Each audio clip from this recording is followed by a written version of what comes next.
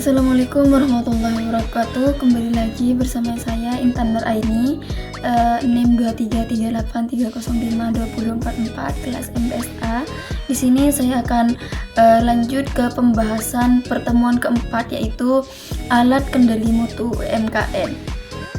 Pertama di sini saya akan membahas terkait paradigma kontemporer manajemen kualitas dan relevansi akademik, di mana kualitas dalam pengertian teknis dan manajerial didefinisikan sebagai tingkat kesesuaian sebuah produk atau layanan terhadap standar yang ditetapkan, serta kemampuan untuk memenuhi atau melampaui ekspektasi pelanggan.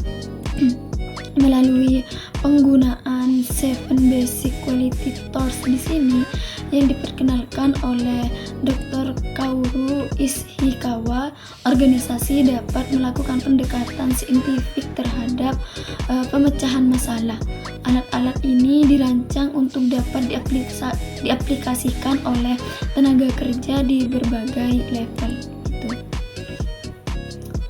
Kedua, di mana di sini saya akan membahas terkait fondasi pengumpulan data, mekanisme dan juga strategi desain check sheet, di mana langkah pertama yang akan dilakukan yaitu dalam setiap inisiatif perbaikan kualitas adalah pengumpulan data yang akurat dan juga objektif, di mana check sheet di sini atau lembaran periksa merupakan alat yang paling mendasar namun krusial dalam siklus pengendalian kualitas.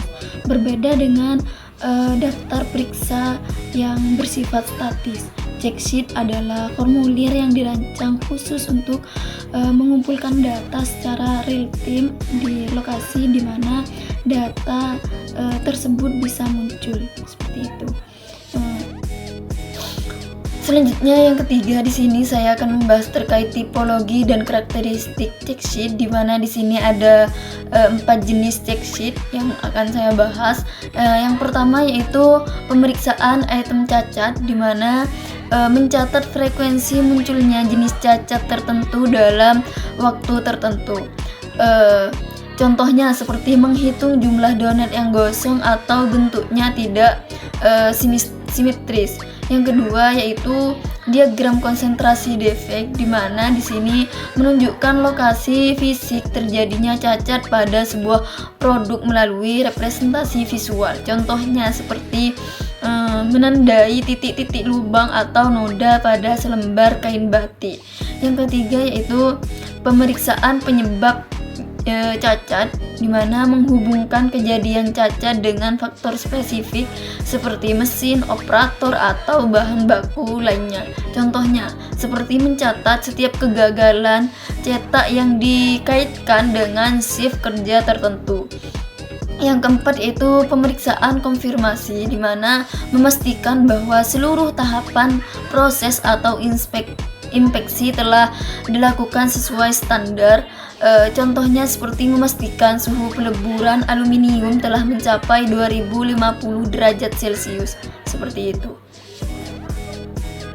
Di sini saya akan membahas terkait struktur geometris dan komponen diagram, di mana diagram Pareto adalah grafik batang khusus yang disusun berdasarkan urutan frekuensi atau biaya yang terbesar hingga terkecil. Komponen-komponen utamanya meliputi sumbu vertikal kiri yang menunjukkan setiap pengukuran entah itu frekuensi, jumlah atau biaya, sumbu vertikal kanan yang menunjukkan persentase kumulatif, dan sumbu horizontal yang memuat kategori-kategori masalah. Di sini ada beberapa elemen data yang akan saya bahas. Yang pertama yaitu frekuensi absolut, di mana jumlah kejadian nyata yang dicatat untuk setiap kategori cacat menunjukkan volume masalah secara langsung, seperti itu. Yang kedua yaitu presentase individu, di mana kontribusi relatif satu kategori terhadap total keseluruhan memberikan gambaran bobot setiap faktor. Yang ketiga yaitu presentase kumulatif, penjumlahan progresif dari presentase individu kategori yang berurutan digunakan untuk mengidentifikasi ambang batas 80% seperti itu. Yang keempat, garis kumulatif, di mana garis yang menghubungkan titik presentase kumulatif di atas setiap batang seperti alat visual untuk menentukan prioritas perbaikan.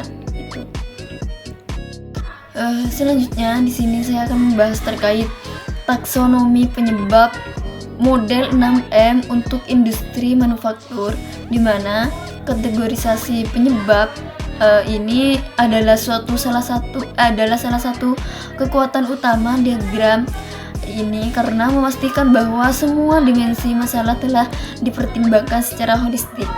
Dalam lingkungan produksi, model 6M adalah kerangka kerja yang paling dominan digunakan. Di sini ada beberapa kerangka 6M. Yang pertama itu manpower atau manusia, di mana keterampilan, pelatihan, dan juga pengalaman kondisi fisik dan motivasi kerja. Karyawan baru pada industri aluminium langsung bekerja tanpa pelatihan terstruktur. Yang kedua itu machine atau mesin, di mana peralatan teknologi di sini pemeliharaan dan kalibrasi dan kesesuaian alat, di mana mesin penggorengan tempe yang tidak memiliki kontrol suhu otomatis menyebabkan warna gosong. Yang ketiga yaitu material atau bahan, di mana kualitas bahan baku, ketersediaan, kontaminasi, dan juga spesifikasi dari pemasok. Contohnya seperti kedelai dengan kadar air tinggi atau ragi yang sudah melewati masa simpan. Yang keempat itu metode, di mana prosedur kerja atau SOP, alur proses, instruksi kerja, dan juga metode pengujian, di mana ketiadaan metode terstruktur untuk menghitung kapasitas produksi mingguan. Selanjutnya itu measurement atau pengukuran, akurasi alat ukur, standar inspeksi, validasi data, dan belas pengamat. Seperti kontrol kualitas hanya mengendalikan pengamat visual tanpa alat ukur yang terkalibrasi. Selanjutnya itu temperature atau lingkungan, di mana suhu, kelembapan, pencahayaan, dan juga kebisingan dan tata area kerja. Cuaca yang tidak menentu mempengaruhi proses fermentasi tempe yang di ruang terbuka seperti itu.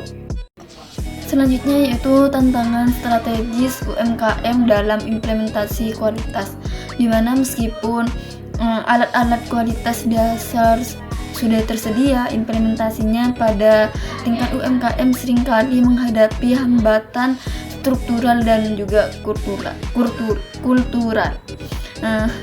Di mana di sini ada beberapa jenis, yaitu finansial dan juga modal, kesulitan akses pinjaman bank karena kriteria jaminan dan juga laporan keuangan yang belum rapi.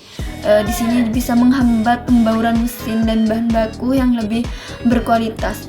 Yang kedua yaitu teknologi dan digital, di mana rendahnya literasi digital dan keterbatasan infrastruktur internet di daerah pedesaan. Analisis data kualitas masih dilakukan secara manual atau tidak dilakukan sama sekali. Yang ketiga itu legalitas dan juga standar, di mana proses perizinan dan sertifikasi atau seperti halal dan BPOM yang dianggap rumit dan mahal. Produk ini bisa sulit menembus pasar retail modern dan pasar ekspor. Selanjutnya sumber daya manusia, di mana ketergantungan pada tenaga kerja sekitar yang sering kali bekerja tanpa kontrak formal atau pelatihan memadai. Variabilitas kualitas produk sangat tinggi tergantung pada siapa yang mengerjakannya, seperti itu. Mungkin itu saja pembahasan dari saya dari pertemuan keempat. Saya akhiri. Assalamualaikum warahmatullahi wabarakatuh. Terima kasih.